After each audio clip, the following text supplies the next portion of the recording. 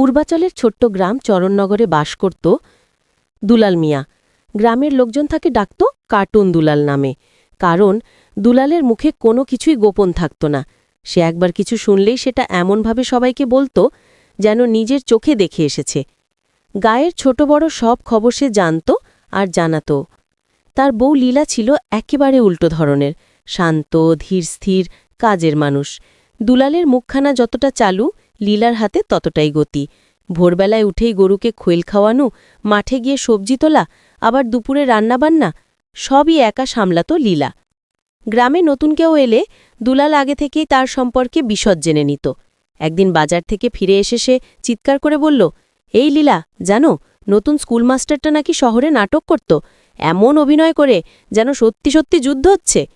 লীলা হাঁড়িতে ভাত বসাতে বসাতে বলল, তুমি না একটা দিন না বললে চলে না? মানুষটা এসেইছে, আগে চিনে তো নাও। এই তো চিনি, কই কাল সন্ধ্যায় ওর বাড়ির পাশ দিয়ে যাবার সময় দেখলাম পত্রিকা পড়ছে। এই শহুরে পণ্ডিতদের আমি চিনি রে।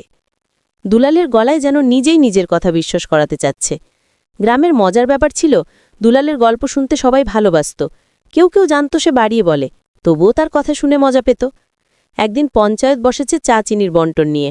দুলাল গিয়ে বলল, আমি তো আগেই বলছিলাম হেডম্যানের ছেলে চিনি লোকায়, গত মাসে দোকানদার বলছিল আমারে। পাশ থেকে লীলা ফিসফিস করে বলল, চিনি না, তুমি গপ্প লোকাও। একবার দুলালের গুজবে এমন ঝামেলা বাঁধল যে গ্রামের দুই পরিবার একে অপরের সঙ্গে কথা বলা বন্ধ করে দিল। শেষে লীলাই গিয়ে মীমাংসা করল। এরপর থেকে গ্রামের লোকজন দুলালের কথা শুনলেও যাচাই না করে কিছু করত না। তবে একটা বিষয় সবাই একমত ছিল, দুলাল যতই গুজব পাকাক, লীলা না থাকলে তার চলত না। সে নিজেই বলতো, আমার বউ না থাকলে আমি তো আগেই গাছে উঠে বসতাম।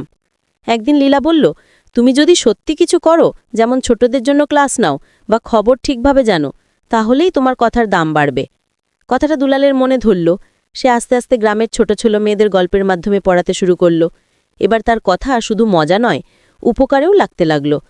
কার্টুন দুলাল আর লীলা দুজনেই আলাদা ধরনের মানুষ, কিন্তু একজন আরেকজনকে ঠিকভাবে সামলাতে জানত। আর তাই চরণনগরের মানুষের মুখে একটা কথা ছিল, দুলাল গপ্প বলে আর লীলা সত্যি বানায়।